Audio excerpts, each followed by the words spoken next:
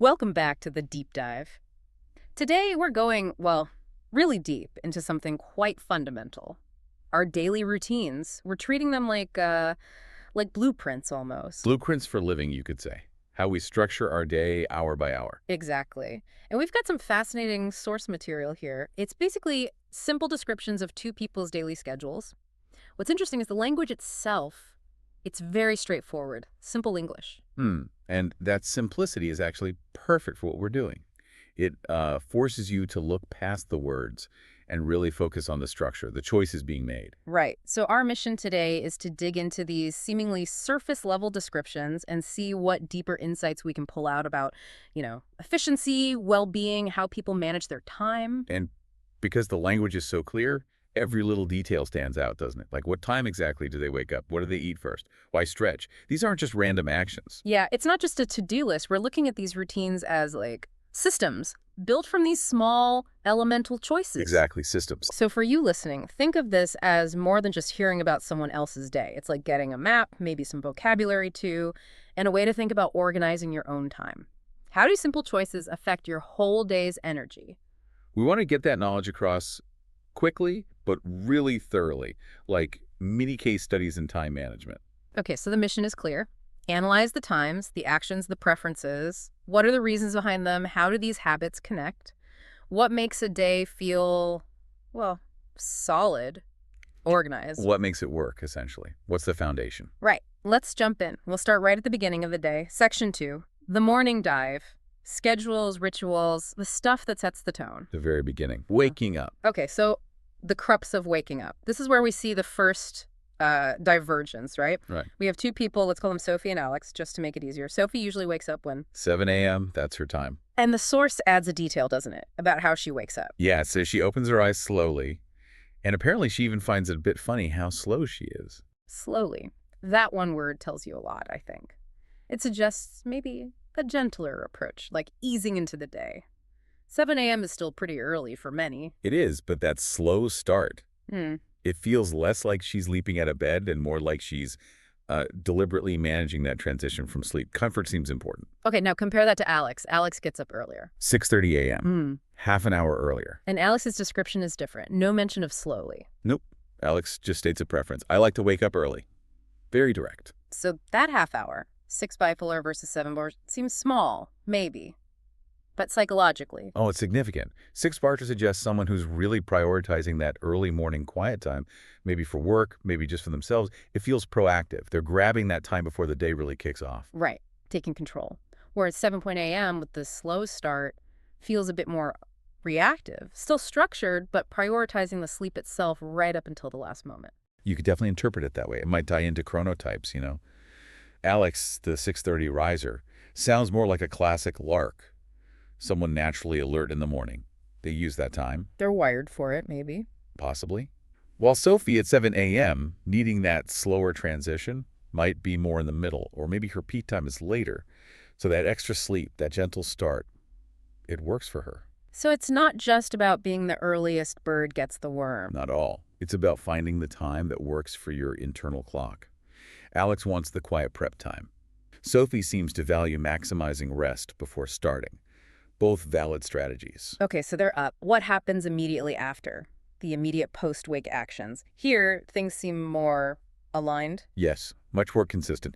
Both follow a very similar sequence. It's like a universal wake-up ritual. First step. Get out of bed and stretch. Both do this. Stretching. Simple, right?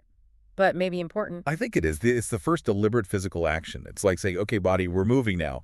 It gets the blood flowing, signals the nervous system. It's a physical start button. Breaks that sleep inertia. Exactly. Creates a little positive momentum right away. Okay, after stretching. Then it's the standard hygiene routine. Go to the bathroom, wash the face, brush the teeth. Again, basic stuff. But maybe the sequence matters. Well, think about the senses. Cold water on the face, the minty taste. Those are pretty strong signals to the brain, aren't they? They cut through any lingering fogginess. Right. Helps solidify that transition from sleep to awake. If you skip them, you kind of feel blue. Yeah, you're dragging the night along with you. These actions draw a clear line. Okay, sleep is done. The day is here. Now, here's a big difference, a really interesting one. The organizational habit. specifically. Making the bed. Yes. And who does this? Sophie, the one who wakes up slowly at 7 a.m. She makes her bed every morning. And the source tells us why. She actually explains her motivation. She does. She says, it makes me feel organized, and also it gives me a good start to the day. Okay, this feels significant. Making the bed, it takes what, a minute, 2 minutes? Max. But the psychological payoff seems huge for her. It's what some call a keystone habit, or maybe just a microachievement. Microachievement. I like that. You start the day and boom, first task done. Completed successfully, it sends a signal to your brain, I'm capable, I'm in control. And that feeling can snowball, right? Absolutely. It combats decision fatigue right from the start. You've already accomplished something, you didn't have to decide to do it, it's just automatic, and it gives you this little win, sets a positive tone. It's about creating order immediately. In a small, controllable part of your environment, yes. And the contrast with Alex is pretty stark here, isn't it? It is. Alex, our early riser, apparently laughs about it and says something like, yeah, I really should do that. Maybe tomorrow. The classic line. It's so relatable, though. Yeah. Alex is proactive about waking up, but maybe less disciplined about this specific immediate action. Mm-hmm. Sophie is disciplined here, even with the slower wake-up. So structure isn't just about the clock. It's about these small, deliberate acts. Exactly. It shows discipline can manifest in different ways. Right.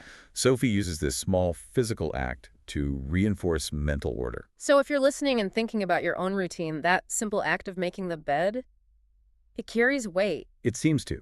It's a tiny investment for potentially a big feeling of starting right, a foundational habit. Okay, so the bed's made, teeth are brushed, we've got physical and organizational momentum. Where next? Fuel. Energy. Yeah. The kitchen. Section 3. Breakfast rituals. Right. The kitchen transition. Both head there pretty much straight away after the bathroom routine. Makes sense. Body needs energy. Logical next step. And here we hit another major difference, a defining one, really, the beverage divide. Ah, yes. Tea versus coffee, a classic morning dilemma. So Sophie, our 7.0 a.m. riser, the one who makes the bed, what's her go-to? The source says she usually drinks coffee. Coffee. The standard choice for many, right? Get that caffeine hit, wake up properly. It's the quick jump start. Caffeine blocks adenosine receptors, makes you feel alert fast. It's a deliberate choice for immediate readiness. But Alex, our 6:30 a.m. early bird. Alex is firmly in the tea camp. Says, I always drink tea in the morning. I don't drink coffee. Explicitly avoids it. Always tea. And Alex gives a reason, doesn't he? Yes. Alex says tea is more relaxing for me. Relaxing. Interesting. Alex gets up early, seeking that quiet time, but then chooses a relaxing drink, not an energizing one. It seems counterintuitive at first glance, maybe. But think about tea. Many teas, especially green or black tea, contain L-theanine. Right. I've heard of that. It works with the caffeine. Exactly. L-theanine promotes alpha brainwaves, which are associated with a state of calm, focused alertness. So you get the focus without the jitters or the potential anxiety spike some people get from coffee. Ah, so Alex might be choosing sustained, calm focus over that big coffee jolt. That's a strong possibility. Maybe Alex is naturally energetic enough in the morning, or maybe they're intentionally managing stress levels, knowing that a big caffeine hit might actually disrupt the calm they're seeking. So the drink choice really sets the energy tone for the whole morning. Sophie's coffee signals a sharp ramp-up, maybe needed after the slow start. And Alex's tea signals a smoother, more sustained energy curve. Calm focus. It aligns perfectly with the early start and the desire for peace. And Alex acknowledges that most people drink coffee but sticks with tea because of how it feels. That feels key, customizing the routine for personal well-being. Absolutely. It's not about following the crowd. It's about what genuinely works for your system. If you're thinking about your routine, ask yourself, what kind of energy do you want in the morning? Explosive or sustained? Good question. Okay, moving on to the actual food. Meal choices. What's the theme here? Simplicity and speed. Both seem to prioritize getting fuel efficiently without a lot of fuss. Morning time is valuable. So Sophie, the coffee drinker. She goes for toast and sometimes adds eggs. Toast and eggs. Pretty classic. And balanced. Carbs from the toast for quick energy, protein from the eggs for satiety keeps you full longer. Efficient fuel. Makes sense. And Alex, the tea drinker. Alex opts for cereal and fruit. The source mentions simple things like bananas or apples. Cereal and fruit. Even quicker, probably. Yeah, very low prep time. Leans more towards natural sugars, fiber. It's light, quick energy that probably complements the gentler lift from the tea. Again, it feels very low friction. So the food choices seem to match the drink choices and the overall morning temperament. There's a real synergy there, isn't there? High-energy coffee pairs with more substantial fuel. Yeah. Calmer tea pairs with lighter, quicker fuel. It prevents the body from getting bogged down in heavy digestion when you want mental focus. They're not making elaborate breakfasts. It's strategic fueling. Exactly. Get the energy needed, keep it simple, move on. Okay, let's quickly circle back to the vocabulary review integration mentioned in the outline. The source highlighted some key morning terms. Right. Things like wake up, brush my teeth, make breakfast, and drink coffee. Even though Alex drinks tea, drink coffee is there probably because it represents that key beverage decision point. I think so. It flags that choice as critical for the morning strategy. These verbs and nouns, they're the building blocks. If you can define these four things for your own routine, you've basically mapped out your first couple of hours. Yeah, that focus on simple, clear action words reinforces the whole idea of a clear, consistent routine. Clarity equals consistency. Well put. Okay, foundation built, engine fueled. Let's move into the middle of the day. Section 4, midday structure, lunchtime. The essential refueling stop. Right. And again, we see slight differences when comparing lunch schedules. Who eats earlier? Alex. Consistent with the early start, Alex eats lunch around 12:30 p.m. Okay, 12:30. That's roughly 4 hours after the main work block would have started, following the 6:30 wake up and breakfast. Makes sense physiologically. Body's signaling time for a refuel and a reset. And Sophie? Sophie eats a bit later, around 1:00 p.m. Again, aligns with her slightly later start at 7 a.m. But there's a key justification given for Sophie's timing, isn't there? Yes, this is really insightful. The source quotes her saying, around that time, I'm always hungry. I'm always hungry. So it's not just the clock dictating things. Exactly. It suggests her routine, while structured, is also biologically responsive. She has a target window around 1:00 p.m., but the actual trigger is her body's signal, genuine hunger. That's a really important point for listeners, I think. The best routines aren't rigidly robotic. They flex with your body's needs. Alex feels hungry earlier, Sophie later. Both are listening to their internal cues. Right. Eating just because the clock says 12:00 might not be optimal if you're not actually hungry yet. Or forcing yourself to wait if you are hungry can be distracting. Tuning into that biological signal seems key for both Alex and Sophie. Okay, let's look at what's on the plate. Lunch plate preferences. Does the simplicity continue? Mostly yes. Practical, satisfying choices that sustain energy without being too heavy. What does Alex typically have? Simple stuff again. Rice and chicken or maybe a sandwich. Good mix of carbs and protein. Easy to prepare or pack. Minimal work disruption. Standard, efficient lunch options. And Sophie? Sandwiches are also an option for her, but she mentions a preference if she has time. Ah, okay. What's her preferred choice? Pasta. She likes to cook pasta for lunch if time permits. Pasta for lunch. Okay. And this leads to a very specific detail, doesn't it? The deep dive into pasta preference. It's about the sauce. Yes, the sauce choice is telling. She prefers Tomato sauce. because In her words, cream sauce is too heavy. too heavy. Now that sounds like just a taste preference, but is there more to it? Oh, absolutely. This is likely performance optimization disguised as preference. Why is cream sauce heavy? It's typically high in fat, particularly saturated fat, and calories. And digesting heavy fats takes a lot of energy, right? A lot of energy. Your body has to divert significant resources, including blood flow, away from other areas like your brain and towards your digestive system. The dreaded post-lunch slump. The food coma. That's exactly it. Heavy, fatty meals are a primary trigger for that afternoon dip in energy and focus. So by choosing a lighter, lower-fat tomato sauce, Sophie is actively managing her energy levels. She wants to feel lighter and fresh, as the source says, to keep working effectively. Precisely. She knows that heavy food means heavy digestion, which likely means poor concentration after lunch. It's a strategic choice for sustained mental performance. Wow. So even the sauce on your pasta can be part of an optimized routine. Every choice matters. It really highlights how dialed in these routines can be. From the morning tea to the lunchtime sauce, it's all geared towards maintaining focus and energy, avoiding unnecessary drains. Okay, let's recap the midday vocabulary nuggets. What were the key terms here? Lunch, obviously. Then sandwich, chicken, and pasta. These define that midday refueling window and the kinds of choices being made. Simple words for a potentially complex strategy of energy management. Exactly. Clarity defines the structure. All right, fueled up again. Now let's get into the main part of the workday. Section V, the workday flow. Focus, performance, and breaks. The core of the productive hours. So the nature of work described in the sources sounds pretty familiar for many people today, right? Very much so. It's knowledge work, primarily computer-based. One person has an office job or works from home, dealing with emails and documents. Answering emails, writing documents, standard stuff. The other person mentions content creation, reading, and sometimes having meetings. Again, mentally demanding, often sedentary tasks. And they include a little relatable detail about meetings. Yeah, that meetings can be boring sometimes. A touch of shared human experience. It acknowledges that work isn't always thrilling. And that's important, isn't it? Because if parts of the work are boring or draining, you need strategies to maintain focus and energy. The routine has to account for that. Which leads us directly to the strategic break. This seems crucial in both routines. Absolutely crucial. They don't just work until they collapse. There's a structured approach. Which is? Taking a short break every 2 hours. Every 2 hours.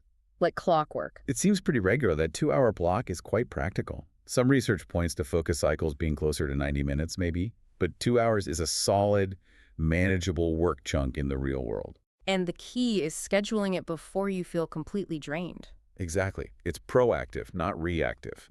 They're not waiting for burnout to hit.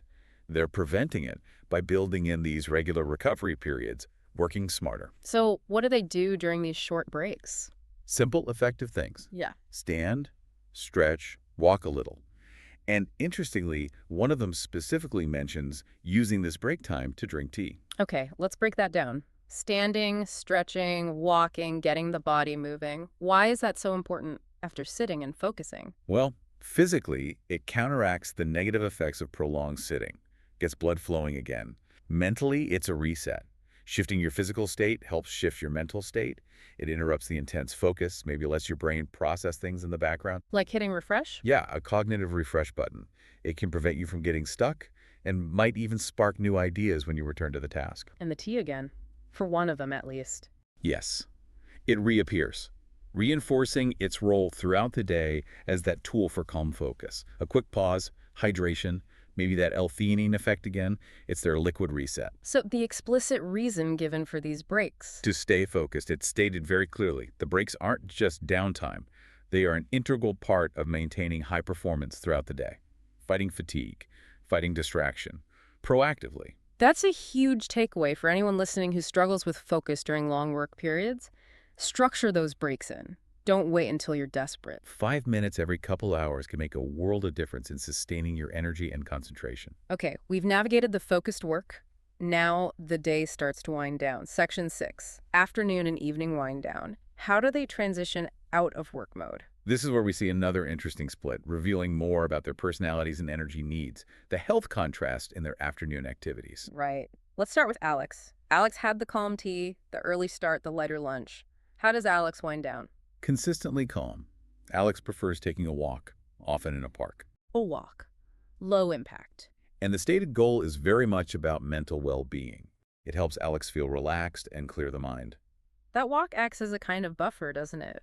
A physical separation between the work environment, even if it's a home office, and personal time. Exactly. And walking, especially in nature or a park, is well documented to reduce stress and cognitive fatigue. It fits Alex's overall pattern of seeking calm and balance. Okay, so Alex walks to relax and clear the head. What about Sophie? Sophie goes for something more intense, exercise. Specifically, the source mentions yoga or going to the gym. Yoga or gym. Higher intensity, more structured physical exertion. It suggests maybe she needs to burn off more energy, or perhaps uses that physical intensity to de-stress, similar to how Alex uses the walk, just in a different way. Yeah. It aligns with her coffee start, maybe needing a bigger release. And here we get that wonderfully human moment again, the contrast. Yes, Alex sees Sophie's exercise habit and says basically, yeah, I know I should do that too, but I don't. It's so honest. It really is. And it's crucial for understanding real routines. There's often a gap between what we think the ideal routine is, like hitting the gym every day, and what's actually sustainable and effective for us. Alex's walk works. It achieves the goal of relaxation and mental clarity, even if it's not intense exercise. Exactly. Consistency beats intensity if you can't maintain the intensity. Alex found a sustainable way to wind down that fits.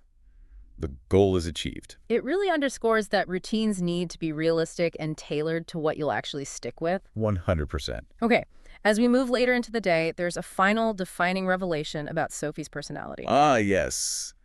The night person revelation. She explicitly states it, right? Yep. She says she loves nights more than mornings. She's a self-proclaimed night person. Okay, this connects everything, doesn't it? Her 7 a.m. start, not super early, the coffee needed for the morning boost, the more intense afternoon exercise. It all seems geared towards. Preserving energy and reaching her preferred time of day, the evening, with enough capacity to actually enjoy it.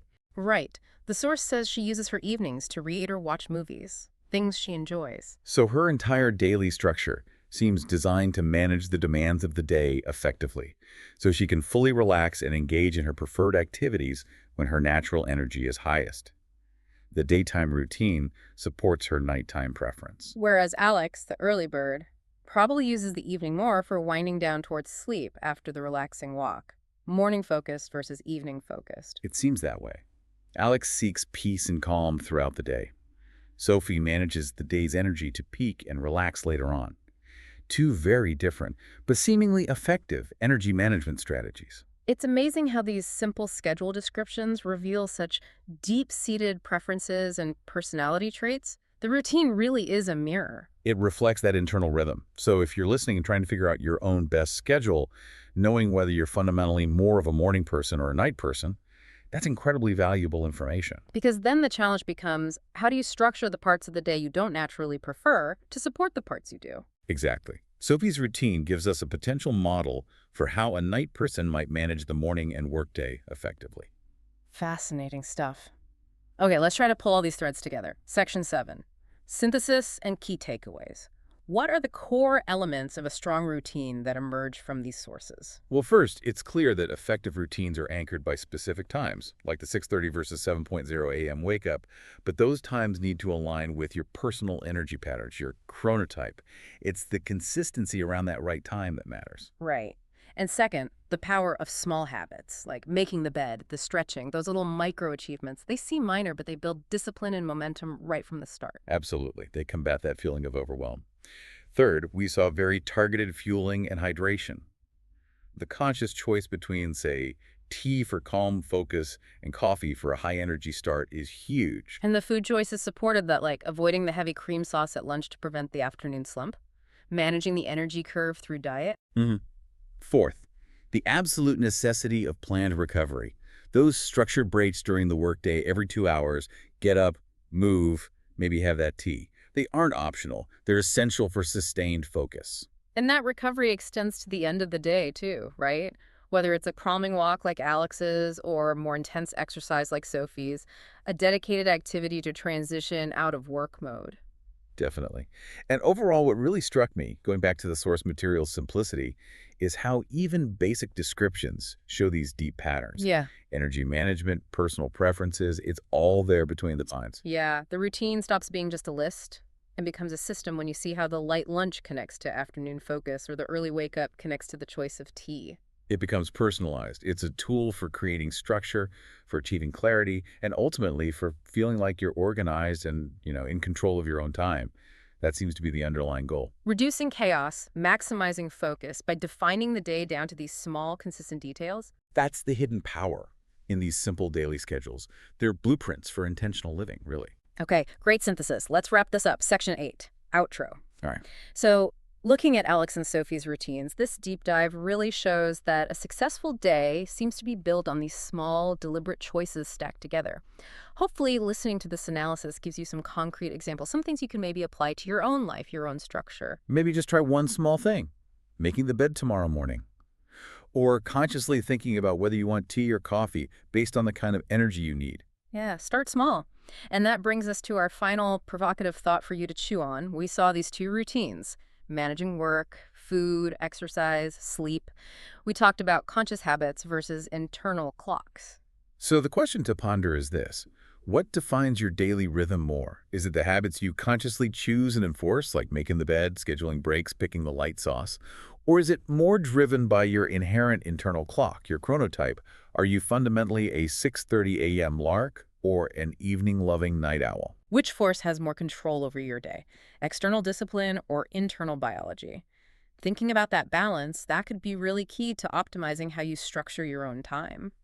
It's a fascinating question, isn't it? Something to definitely think about as you plan out your next day, your next week. Indeed. Well, thank you for joining us on this deep dive into the architecture of daily life. We really hope you found some clarity, maybe some actionable ideas from looking closely at these simple structures.